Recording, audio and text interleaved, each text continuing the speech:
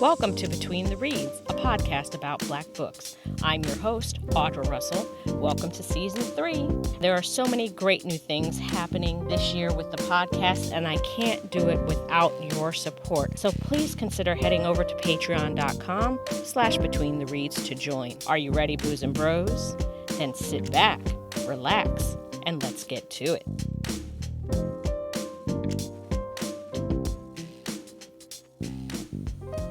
D.L. White is the oldest of 3 children to Marvin, U.S. Air Force retired, and Angela White, a retired aircraft machinist. She grew up on various Air Force bases until the family settled in Spokane, Washington, where they remain today. D.L. White began pursuing a writing career in 2011 after enjoying a lifetime of reading and hobby writing. In 2015, she published Brunch at Ruby's, an upmarket contemporary fiction novel that explores the lives of 3 best friends and the soul food cafe at the center of their friendship. Since then, she has published 10 Black romance and women's fictions titles in ebook, print, and audio formats, with more to come. A 1996 graduate of Eastern Washington University, D.L. holds a Bachelor of Arts in Interpersonal Communication Studies and minored in teaching English as a second or foreign language. By day, D.L. is an executive assistant for a global beverage brand. By night, she writes, reads, and lives in the metro Atlanta area. D.L. has a legendary love for coffee, fried chicken, and brunch, especially on a patio. Her true obsession is water, lakes, rivers, oceans, waterfalls. When not writing books, D.L. devours them. She enjoys romance, contemporary and historical Black fiction, mystery, thrillers, and suspense novels. D.L., welcome back to Between the Reads. Thank you for having me. I'm so excited. We made it. We made it! We did it! And for those that don't know, when I first started my podcast, DL was guest number 15 on my show. And we had a great time. And now she's back for episode number 96. Woohoo! Started at 15, now we here. Now we here. We here. So let's get right to this book, The Never List. All right. Tell our readers what it's all about. The Never List is about, first of all, it's a rom-com. It is meant to be funny. So if you laughed, good. Yes. The Never List is a Black rom-com about single and successful Esme Whitaker and her list of 10 things she's scared of. Just 10 things she's never done that she needs to do before she turns 40. She happens to meet a dashing gentleman who rescues her from danger, and through the magic of fiction, they end up working together, and it turns out that Trey needs something and Esme needs something, and they can work together to help each other with this situation. And Trey discovers Esme's list, and he decides, hey, I'll help you clear your list if you help me do what I need to do. And that is how their partnership begins. And of course, it's a romance, so y'all know what's going to happen. Yep. The kicker in this book is that number 1 on Esme's list is to have sex. She's about to be a 40-year-old virgin. So Trey doesn't know this. And so this is the theme throughout the book, is that he doesn't know what tasks he's helping her complete until she tells him what their task is. But tit for tat, every task he helps her cross off, she has to help him complete his goal. And so it's just a funny, romantic, sexy tete-a-tete between 2 people who both need something from each other. Exactly. Yep. Now, in the back of the book, you said that you don't even remember where the idea for the book came from. But do you remember if the characters came first, or did this list come first? You know, how did that whole thing come about? I think the characters came first. Trey specifically came to me first. Okay. And I wanted him to be real jokey, laughy, very Will Smith kind of guy, like, hey, what up, girl, kind of dude. In fact, his name was Will. Okay. In the first iteration of this book, his name was Will. And I I just the more I wrote him and the more images I found of who I wanted to be this hero, I was like, he doesn't look like a Will to me. It just Will just doesn't roll off the tongue for me. Like I Mm-hmm. look and I'm like, I think he's Trey. Yeah. I think he's a Trey. And so Trey came to me first, and then Esme, and then I think I wanted to write a story that was different. I will not write a book where I feel like I just wrote that. Mm-hmm. So I wanted to write something different, something that was a challenge, but also fun. So that is, I do not remember where the idea came from or why I started writing. I don't remember where the list came from. I must have been talking about bucket lists or something of that I don't know. nature. I just think things will spark to me. Like I'll read an article about, I don't know, bucket list, 30 things to read before you turn 30, 9 things to do before you turn 40. Mm-hmm. And the wheels just start turning and just my mind will be like, what if we write a story? And then it goes from there. And Right. if it doesn't leave me alone, Uh-huh. it might be a good story. So Okay. Now, Trey and Esme. Let's talk a little bit about what makes each one of them tick. all right. You can start with Trey. Trey is as may say that Trey acts like an only child. He He isn't, does. but he acts like one. Mm-hmm. Because for a lot of his life, he was one. He was the only child in the home. He has a sister that he didn't grow up with. Mm-hmm. And Trey is, I think he's a high achiever. I think he's a hard worker. I think he has dreams and goals that he wants to accomplish, but he also loves the heck out of his dad. Mm-hmm. His dad is his hero, and so is his grandfather who built this company. And he knows that his legacy is to carry the Pettigrew name on, except maybe he doesn't really want to carry the Pettigrew name on, at least not so much in the way that his father and grandfather did it. Maybe he wants to continue Pettigrew, but take it in a new direction. Like any new person, like any millennial, he wants to make his own mark on the company. Mm-hmm. And there's a thing that Trey wants to do that he can't do unless he completes this thing Mm-hmm. that he needs Esme to help him do. Mm-hmm. Because if he destroys this, if he fails at this, he can't do that. And Right. so he's dogged and he's determined and he's dedicated. He's going to do what he doesn't want to do to get what he wants. Mm-hmm. I also think Trey is every man that I wanted to meet when I was younger, Mm-hmm. when I was dating. I think he is a mold of how I wanted men to be. Like he's not dashing, he's not a Prince Charming, he's Mm-hmm. not perfect. He is well off. I don't know that I would say he was wealthy, Mm-hmm. but he knows what to do with a dollar. Mm-hmm. He takes care of himself. He's got goals outside of what other people want him to do. I think, for me, Trey was kind of a meld of the perfect guy who isn't perfect. Okay. So Okay. that's Trey in a nutshell. And what about Miss Esme? Esme is the baby of the family, the true baby of the family. She was Mm-hmm. an oops baby. She came about 12 years after her twin sisters were born. Probably spoiled, but not spoiled rotten.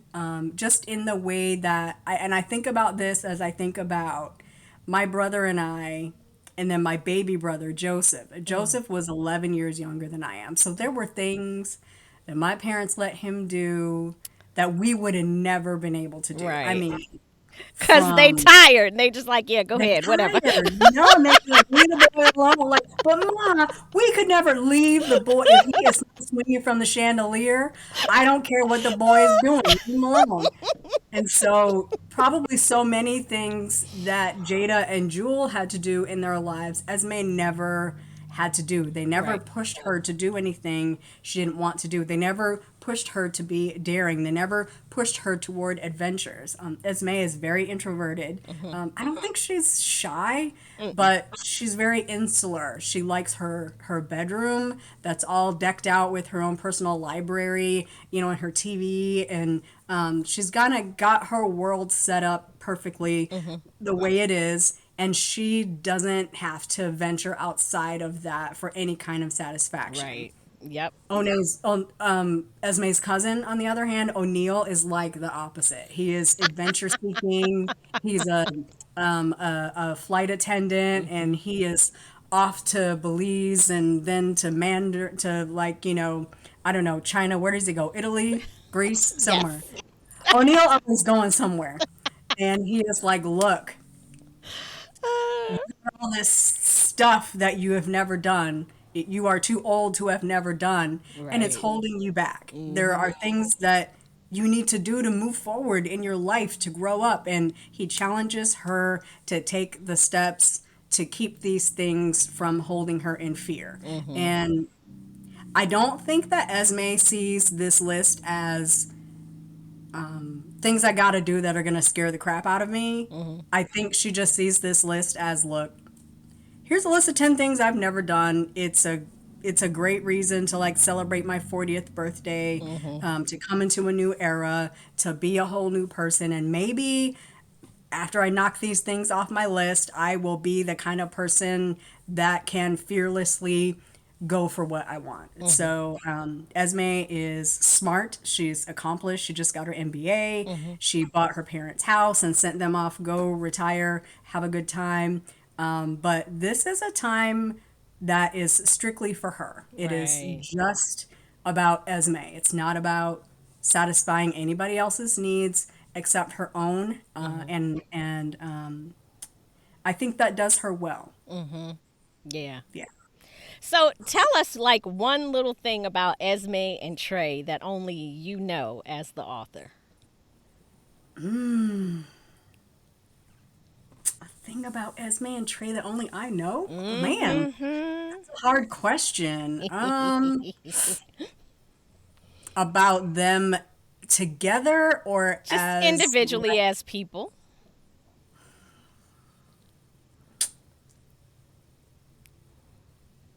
I don't know. I don't know the answer to that. Is there like something like in a backstory when you were did you write like character development? Was there something in there that no? Not really.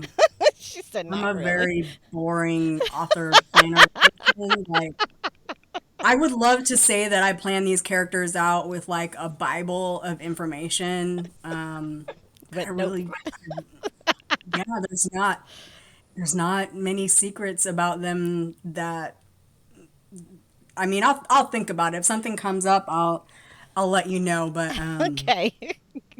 Now, with O'Neill, I feel like he balances out the book because everybody in the book has somebody and he's like this player. So, was that on purpose? Why was it important to have O'Neill in the book as this character? I mean, I think O'Neill is a little bit of Esme's conscience. Okay. He is her polar opposite, and he's her cousin. So it's not like she can break up with him. And he is a person whose opinion she values. Hmm. Like, O'Neill lives there specifically because she would be living in that big house by herself. Hmm. And he is home and gone and in and out often enough to where she would feel like she could live alone, but not really live alone. Like, Hmm. there's a man in the house. Right. And so I think it also helped to reassure her parents and her sisters that she wouldn't be living in that big house, alone, and she would be with family. I also think that O'Neill is her opposite on person because I needed somebody that wasn't gonna sit in that house and commiserate with her and be like, "Yeah, girl, you don't need to date. Hmm. Nah, girl, you don't need to get on a plane." Like, Right. that wouldn't have done anything for my storyline. I needed Hmm. somebody that was going to gently push her along. Mm-hmm. I also needed somebody that was going to be in her ear about Trey Mm-hmm. and how their relationship was developing and be that nagging, person. You know how we always have our girlfriends that are like, "Girl, are you sure?" Mm-hmm.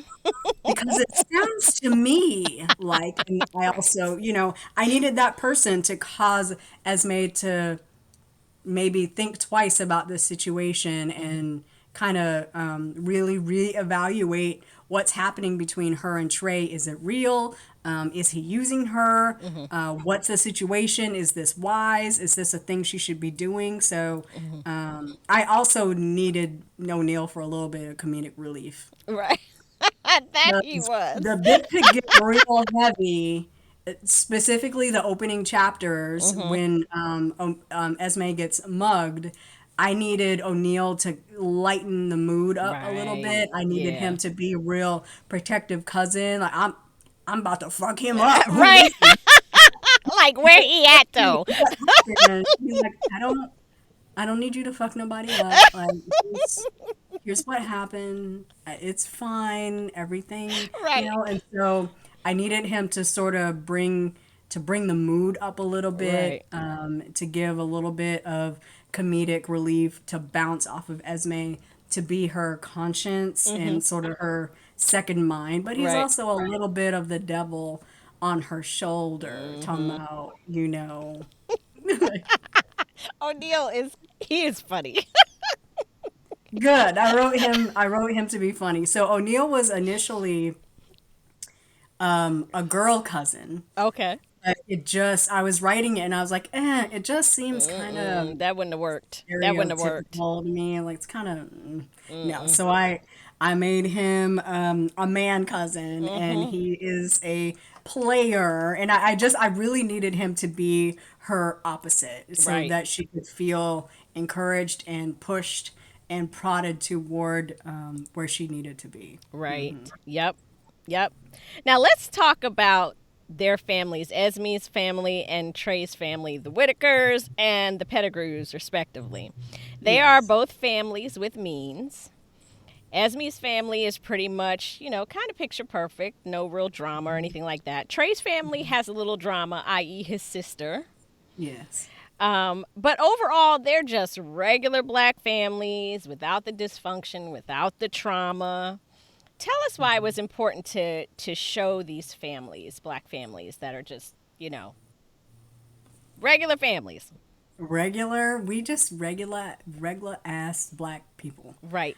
because black families every day have means and they live in big nice houses and they have family drama, Mhm. and not everything that happens in a character's life is because his mama was on drugs and his daddy was a drunk and Right. he grew up alone, and like in almost every YA story, the parents die. Like, why? What? Right.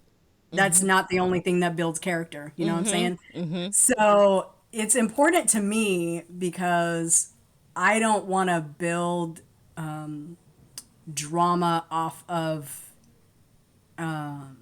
internal, like, family strife. I would Mhm. rather my drama come from the outside and the Mhm. family be a source of support. Mhm. Now, in Trey's family, it's a little bit of both. I think it looks sunny on the outside, Mhm. but there's a little bit of turmoil on the inside. There's a lot of Trey trying to please his dad, and Right. Trey working really hard at that, and also feeling like Missy, who is Missy suffers with bipolar, feeling like he is also taking the brunt of tension in the family because they're trying to keep Missy safe, Mhm. and Trey is doing everything he can to not bring stress to his father, who suffered a heart attack, but also here's Missy, who is all stress. Mhm. Mhm. So I think he feels, the weight of that Right. on him. And I also, I feel like the balance of the family, Trey feels like that sits on his shoulders. Like Mhm. he's the one running the company because his dad is out of the office. Mhm. So if Pettigrew fails, it's all his fault. Right. And that also plays a lot into family dynamics. You know, mom doesn't want him bothering dad about business stuff. Mm-hmm. Dad butts his face into business stuff because I think he Mm-hmm. doesn't trust Trey to really run the Right. company. So, you know, there's a little bit of a yin and yang with, you know, their families. Like I don't think Esme's family is perfect either, Right. but they certainly don't have the tension and the stress that the Right. Pettigrews have. Right. Right. Right. Right. So now Esme is 39, still a Yeah. virgin, Hmm. but she isn't a prude. She knows No. her body and she isn't afraid to explore it. And I absolutely love this about her for my own personal reasons. Why was it important to show this side of her sexuality?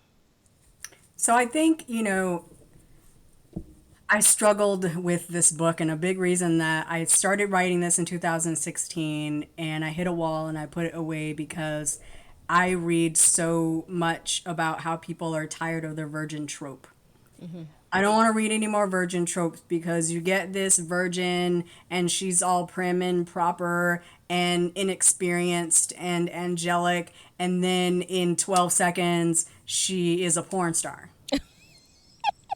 She is uttering words and phrases that she pretends she has never heard before. All of a sudden, she knows what to do with her hips and her body and her lips and her mind. Hmm. And like, it's like, that's not real. Hmm. Right, But right. like, you also don't get to 39 and not know your body and not know the human form and not Hmm. know what certain things feel like and not know what you want. At least that's Right. my experience. Hmm. I didn't get to 39 and not know that stuff.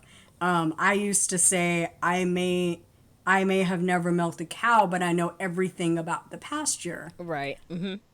I know what I'm doing. I know what should be happening. And I think for me, I wanted it to be, again, I wanted it to be a different story. Right. I didn't want to tell the same virgin trope story. I didn't want to have the same virgin heroine romance. Hmm. And I also didn't want the story to focus on Esme's virginity and Hmm. how they treat it like she's giving a gift to her beloved and she's saved herself. Hmm. I Hmm. don't think that Esme so much saved herself as she didn't want to waste her time. Right. She just didn't find the right person yet. Right. And it wasn't necessarily Mr. Right. She was just like, I just want somebody that's going to value this experience with me and who's going to give a damn about me and not just, Absolutely. do a jump off and be gone. Absolutely. And I Mm. think so many virgin romances are about show me how to love. You know, like, you know, he's guiding her and he's teaching her. Right, And, right. you know, I was an older virgin and I found that men were not so much interested in teaching women anything Mm-mm. Mm-mm. about the bet. If you didn't know, nah. Yep, yep, yep. And, you know, I wanted to bring that to the text as well. Hmm. When you are an older virgin, Hmm. men expect you to know stuff. Hmm. And if you don't know stuff, they're not interested in teaching you stuff. Right. They don't want to teach you how to do things that please them. They don't want to know what Right. pleases you. They Hmm. want to hit it and quit it. Yep. They So, want you somebody that know, can get them off while they get you off, and and that's make it. them a sandwich. Mm. So, you know, so I wanted to bring that to the text as well. So I always call Esme a modern virgin heroine, Hmm. a person that she had taken herself to a certain point and then she stopped and decided that she wasn't going to go any further with someone who didn't feel the same way she felt about what was about to happen. And Right. it wasn't until she met Trey that that happened. Hmm. So now, if Trey had a never list, what would be on it? Uh, gosh. That's a good question because, I don't think Trey is really afraid of anything except his dad. Certainly he had, never jumped off a bridge. Um, I don't know, maybe whitewater rafting. We don't tend to do those Yeah, things. that's a little. Skiing, we don't really be doing that. No. Um, I'm not putting no wooden sticks on my feet and hurling myself down a mountain. That just don't make right? sense to me. Yeah. Like I want to think of like things like change a tire, stuff like that, because, Trey has always grown up privileged and Right. spoiled. I doubt he has ever changed his. I want to say I doubt he's ever changed his own tire, but he did used to work as a foreman on a I was gonna construction site. say So he's a rugged man. he's kind of rugged. So he's probably changed a Hmm. tire in his life. Hmm. That's an interesting question. I don't think that I have ever examined what Trey's never list. I think Trey's never list is in the future. Okay. I think we're gonna maybe see some things in the future that. Okay. All right. Now, speaking of Neverlist, you probably gonna be in trouble with this next question. Uh-oh. What? Give me a never list of 10 things you want to do. Um, I have been actually since I turned 40 chopping away at a list of things I had never done. Like I had never flown internationally. Hmm. I never took myself on a nice vacation. I did both of those for my 45th birthday. So Okay. along those lines, maybe when I first started writing this book, I was thinking about things I had never done. Like Esme, I think sushi smells like standing water. So, I would put probably has never eaten sushi or an exotic food. I'm not food adventurous, really. That's good to know. Like, like alligator is as far as I've gone. Uh huh. It tastes like very bland chicken. Right. But I'm not gonna do sushi. I'm no not squid. No. No, no. I tried oysters last year. Never again. Now I'll you never. had them raw though, right? It was raw. You got to do fried oysters. I don't do raw either. But when I came out here, my husband was like, you got to do oysters. I was like, look, I grew up in Jersey. They used to suck them things down. I can't do the raw. But fried oysters, honey.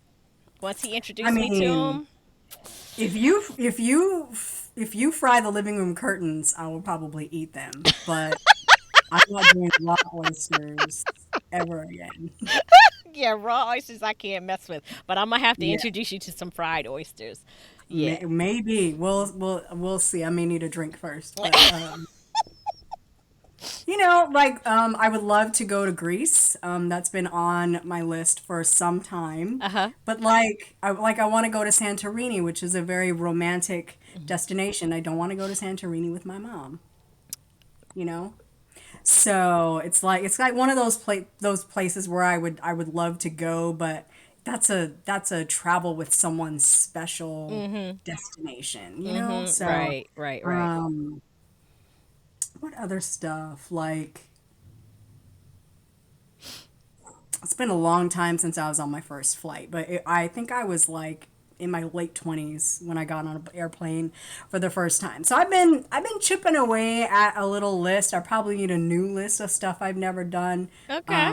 But like I ain't gonna be bungee jumping, I don't think. Like certain things that used to really scare me don't scare me anymore. Like I Right. used to be deathly afraid of heights and now they don't so much bother me. I am not gonna jump off of something Right. high, but like I don't mind a gondola ride. Mhm. Um, I don't so much mind heights. I don't mind a Ferris wheel, stuff like that. So Okay.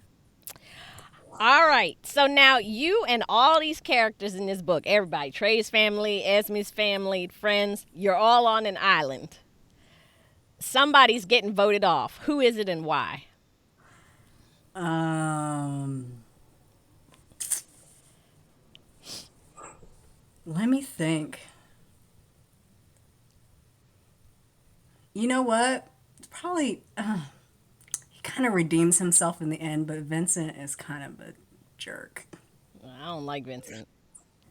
Yeah, he does kind of bring it up in the end, but I think Vincent had ulterior motives. Like he was trying to help Trey just enough to where Trey didn't put the company under, but not enough to But where Trey enough to get his succeeded. father's attention to be like, Yeah, I'm the man for yeah, this and he not him. really he let I want to say he Petty let ass. Trey get in trouble, but also he did offer to help, and Trey didn't let him because he knew that Vincent wanted him to fail.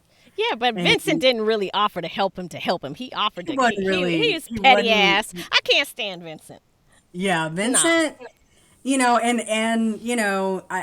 I think that Vincent felt like he should be in Trey's shoes. Vincent felt like the company should come to him and Trey should answer to him. So, but also when it came down to brass tacks, when push came to shove, Trey was right. And Trey made the right decisions. And Vincent had to do then, what Vincent does, without spoiling the story. But yeah, Right. I think if I'm voting anybody off, it's Vincent. I think he is in it just for himself. And I don't actually think that he has Pettigrew's best interest in mind. Nope. I think Vincent's in it all for himself, and I think that Vincent is more concerned with being second in command, in being Yep. right next to head dude in charge, and just in case Trey became head dude in charge, Vincent wanted to make sure the company didn't completely go under. But Yeah. I don't. yeah. I don't. If there was a scenario down the road, I could totally see Vincent betraying the Pettigrew family. I could totally see that. He's just that kind of person to me. I don't like For his Vincent. own gain. For his own gain. Oh, Mm-hmm. now, if you were on a vacation with everyone from this book, who's the one person that would ruin the whole damn trip?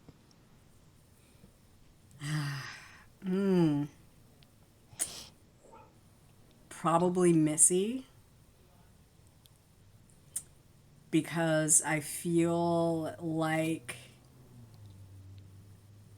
we've been having this conversation about an entertainer who is mentally ill. And people are always like, well, he's sick, he's sick, he's sick. He is he is not the way he is because of his mental illness. He just is the way he is. And I think that I know who you talking about too. I think Missy is spoiled, and I think that she just is the way that she is because of how she has grown up, but it is not a product of her mental illness. I think that she would monopolize attention, monopolize her parents' time. I think she would have to be taken care of the entire vacation. And I think that now, I mean, Missy has also some, a little bit of a character arc. And so if we're talking about Missy at the beginning of the book, Yeah. yeah, I think she's the one person that everybody would drop everything to take care of her. I think she and Trey would definitely bite at each other. I think many scenes would be caused, and Yep. I don't think that that would be a result of her mental illness. I think it would just be a result of Missy being Missy. And so, yeah, I think she's my answer. Like I don't think O'Neill would ruin anything. I think O'Neill is the fun maker. Yeah. Yeah. And other than kids being kids, I don't. Yeah, I think it's probably Missy. Yeah. Yep. Okay. So I'm gonna name these black romance movies, and you have to pick one. Okay. as your favorite. And even if it's not your favorite, you have to pick one. I have to pick one. Okay. Just Right, Brown Sugar, Love and Basketball, The Best Man, and Deliver Us from Eva. And I purposely left off Love Jones because you had Love Jones in the damn book. So I ain't even going to give you that one so you could be all. Let me tell you what it ain't gonna be. It ain't going to be. That is not it. Because I had it on there because that's one of my favorites. I was like, no, ma'am. Okay, no, because I know exactly what she going to do. She going to pick that one. I actually wouldn't pick Love and Basket. Wait, what one? It's Just Right, Brown Sugar, Love and Basketball, The Best Man, or Deliver Us from Eva. Yeah, yeah. But you said you left off Love Love Jones. Jones. Yeah. I don't know that I would pick Love Jones. I'm gonna say The Best Man. Okay. Um, I just feel like that's a classic. I mean, I would never pick Love and Basketball. I think What about Brown Sugar, though? I don't remember Brown Sugar. That's why I Oh, would never pick it. I how don't can. remember Brown Sugar. DL, I'm about to take your romance author card from you. How do No, you no. I not mean, know Brown Sugar? I've seen it. I feel like I've seen it twice, but it is not a memorable movie for me. Yeah, yeah. And I could never watch Love and Basketball ever again and be fine. And I will never watch Deliver Us from Eva ever again, and we both know why. Oh, yeah. I forgot. I I was watching totally forgot until this moment. Like, okay. I had to think about that. Girl, but but it do have LL Cool J in it. I'm saying I mean, the lips and the strawberry juice. I do be loving LL Cool J though. When he licks them lips, child, I'd be like, See, here's the thing, listeners. I don't really like Gabrielle Union that much. I don't hate her, but I don't really like her. So when she's in yeah, a movie, I kind of just, drag myself through it. Like both of the Bad Boy movies, I was like, do she got to be in this movie?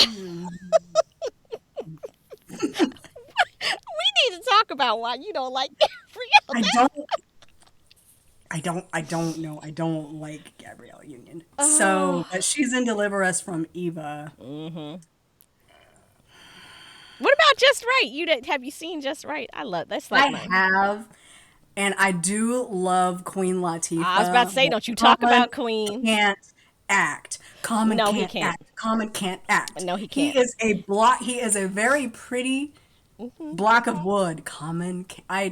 It's so awkward. Common can't act. And my girl Dana is just not enough. She's carrying that movie on her back. Yeah, yeah, Common, that's true. I Common was in do. barbershop. I was like, What for? What purpose? why is he on He's TV? always like the little side character, No. oh, and I can't believe I forgot his name. The little black character from the Peanuts. He's just like that little side, Yeah, like nothing impressive other than yeah. just being I there. mean, yeah. Yeah. Eve saved that scene in barbershop when she was like, "You let her think she could." And I was Uh like, huh. "Yes, girl, tell him, tell him." But I Yep. just right doesn't even make the list because Common can't. He Oh can't be. He's not man. a leading man. Okay. All right. Now we're gonna play a little game. All right. I'm gonna give you some quotes from some black romance movies, and you tell me what movie it's Oh, from. girl, you know I'm not a movie watcher. Let me see how I do. They might be easy, they might not. The Okay. first one, love should have brought your ass home last night. Come on now. Is that from? That's is it Boomerang? Yes. Oh, Lord. Get these Okay. things You moving probably short. not gonna get this next one. You are the perfect verse over a tight beat. Is that not Love Jones? No, ma'am.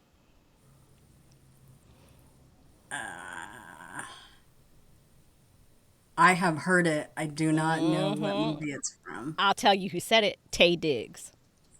Is that from Brown Sugar? Yes, it is. It's one of my favorite lines from the movie. I'm I like, love that that's movie. why I don't remember it because it's from Brown Sugar. Yep.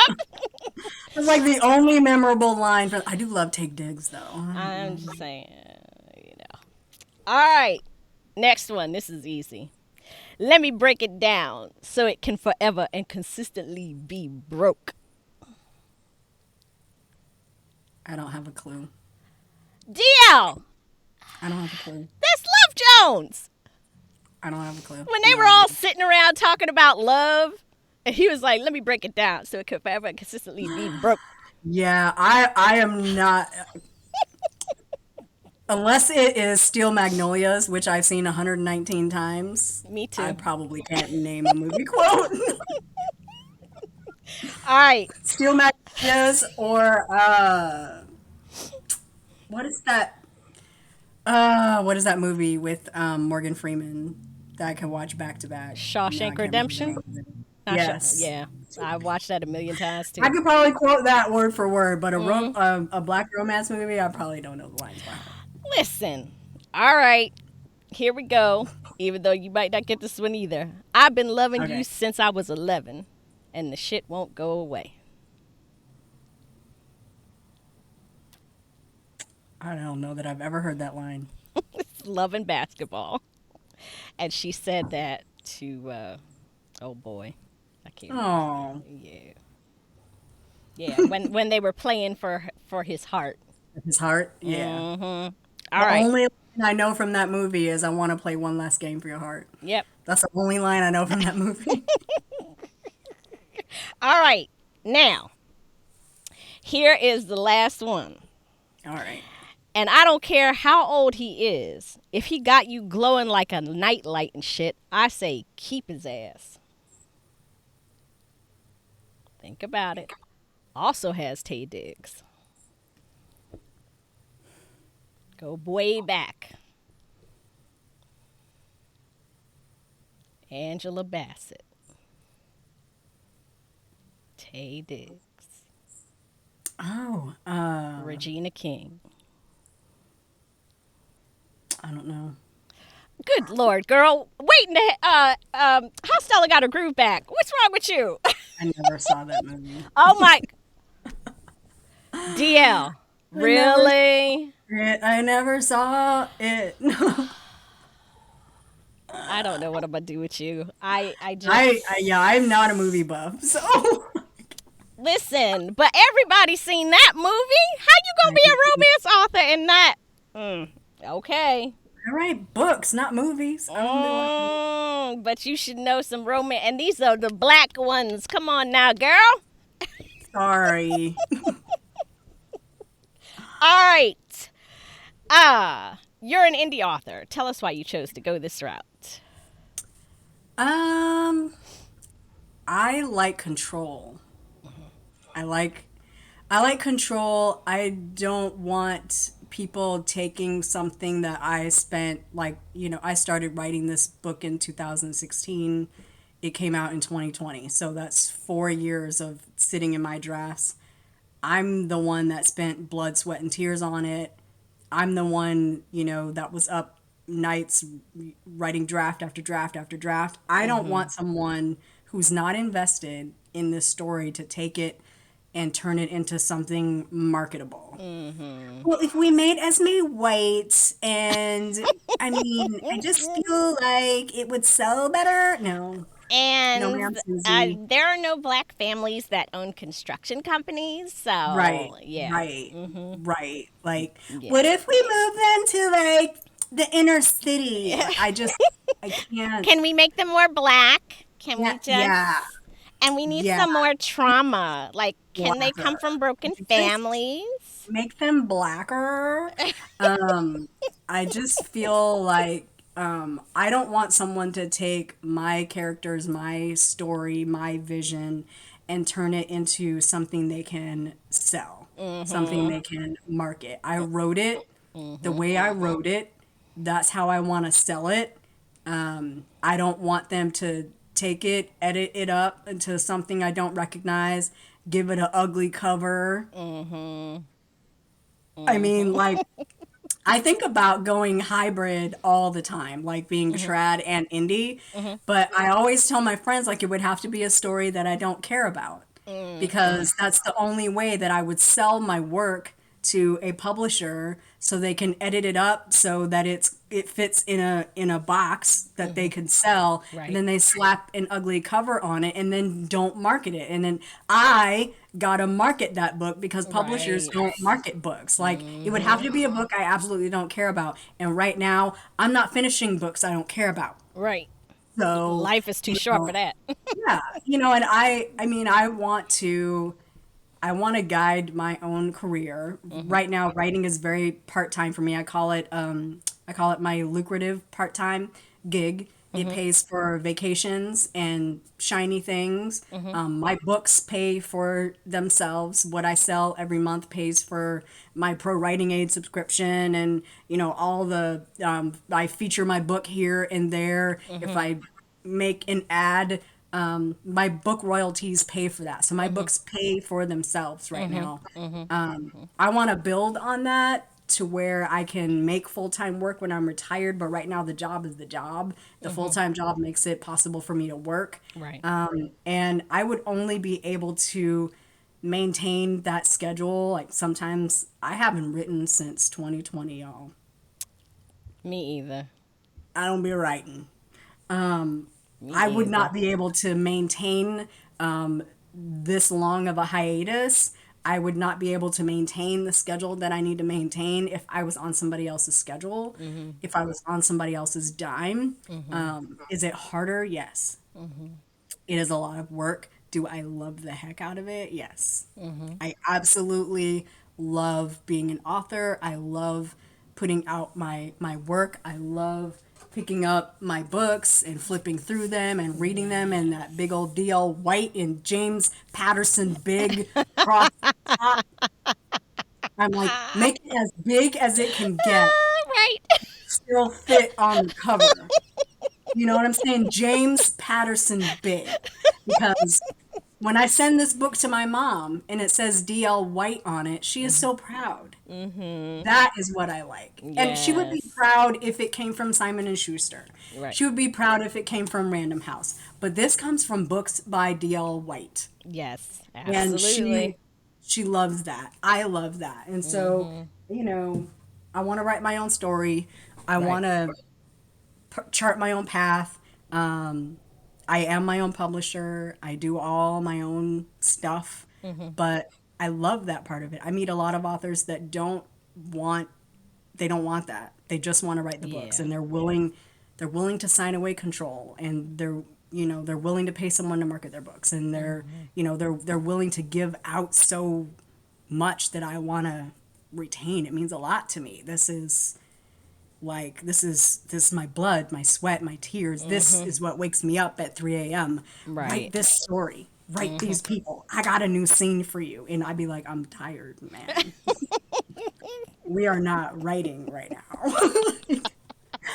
But it's always going. Like, Right. even Right. if I don't have pen to paper, it's writing itself in my Mm-hmm. head. Mm-hmm. So, do you have a muse? And if you do, is it a male, female? Have a I do name? not. No? I don't have a muse per se. I remember Nora Roberts saying so many years ago, there ain't no muse. Mm-hmm. There ain't no muse. You just Now, she's one of those put your butt in the seat and write kind of Yes. authors, and I get that. Mm-hmm. I'm just not there at this point in my life right now. But You're I right. don't, I don't so much have a muse. But when I start writing a book, I have to be in love with those people. Mm-hmm. I like Trey is real to me. Mm-hmm. Preston from A Thin Line is real to me. I want to beat him up, but he's real to me. They Right. are real people that live in my head. And Right.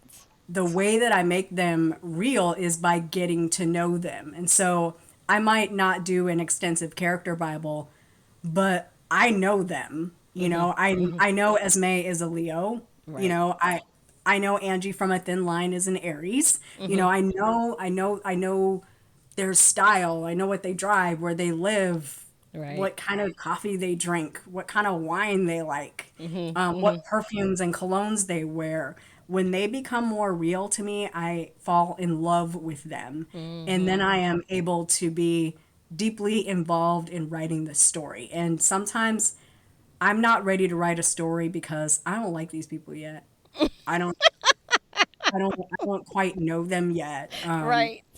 I'm trying to work on a new thing and I'm kind of like just now really starting to feel something for my characters. Mhm.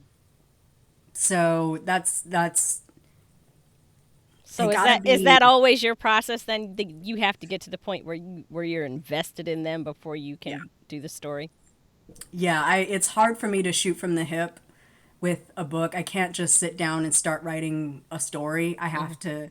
I have to know those people. I have to know who they are. Mhm. Who are they to people? What do they want? Why can't they have it? Mhm. And as the story starts building and getting thicker and rolling around in my mind, then I start caring about them and I start thinking about them as if they exist. And Mhm. that's kind of when I know I'm in deep. Mhm. These people are not going to go away because a lot of people come in and out of my mind, Mhm. but I don't have all the pieces quite yet. Mhm. And I either have to study them and shove the pieces in, or I have to wait for it to happen. But nothing is going to happen for me until I'm in deep. Yeah. Mm. So you said so do you have a current work in progress that you're okay. Yeah, I have a couple that I've been rolling around the last couple of years. I just go from one to the other. Mhm. But the current work in progress is another Potter Lake novel. Okay. Potter Lake is my small town Mhm. romance series. It's set in a small town in middle Georgia. Mhm. I absolutely love Potter Lake. Mhm. And I love the stories that are coming out of this are just like, sweet small town romance Like novels. movie channel Yes. type movies. Yeah. Yeah, but more spicy and make it Mhm. black. Right. That There we go. so the story that I'm writing, if you have read if you've read any of the Potter Lake novels, but Mhm. specifically Leslie's Curl and Die, which is book one in the Potter Lake series, you Mhm. meet Miss Helen LeBlanc. Mhm. Her and her husband Orlando run Helen's Kitchen, which is like a very popular restaurant in Potter Lake. Like in my hometown, Golden Corral is where Holy Temple goes to lunch. Mhm. Mhm. So it's about 80 people in my parents' church, and they all go to Golden Corral after Sunday service. What is it with Golden Corral after Sunday Like, service? it's Golden Corral or Red Lobster. Like that's Spokane. That is Spokane. So Helen's Kitchen is just where people go after church on Mhm. Sunday. Mhm.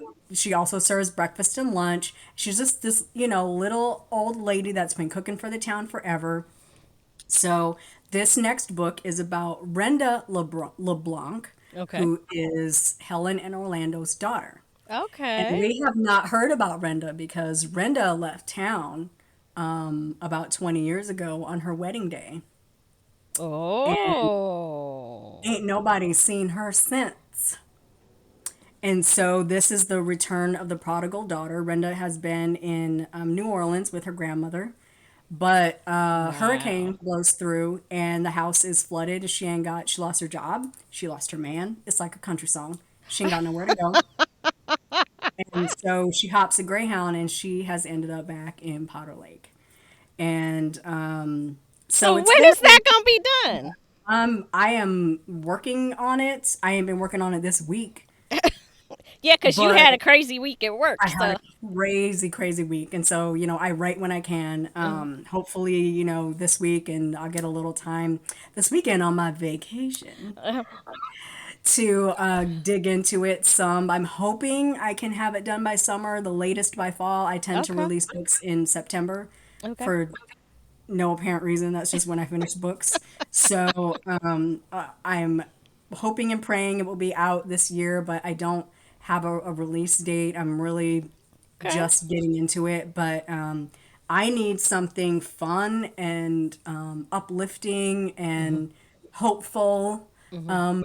in these challenging times. And Right. so I'm kind of really digging into a work that I enjoy. So getting to know my characters, and, Renda Hmm. has a lot of secrets and issues, with her Okay. mother, and then my hero has a whole other thing going on. So Right, right, right. um, looking Okay. forward to really digging into it and hopefully bringing it to people this year. So All that's what. right. I'm The other thing excited. I'm working on is called Hey Lover, which is based off of LL Cool J's Hey Lover. Speaking of ladies love Cool James. Yes. I was Yes. listening to that song and Hey Lover started writing itself in my head. So maybe that will be like a holiday short. I don't know. So I was trying to do it Mm. last year, but my brain said no.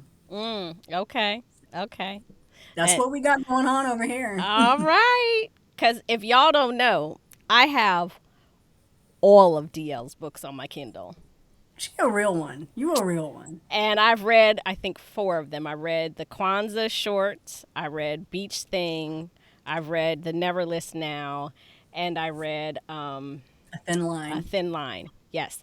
And I think I think I read Dinner at Sam's and Brunch at Ruby's too. I feel like I read them. I'm gonna have to go back through my Goodreads and check, but I feel like I read those too.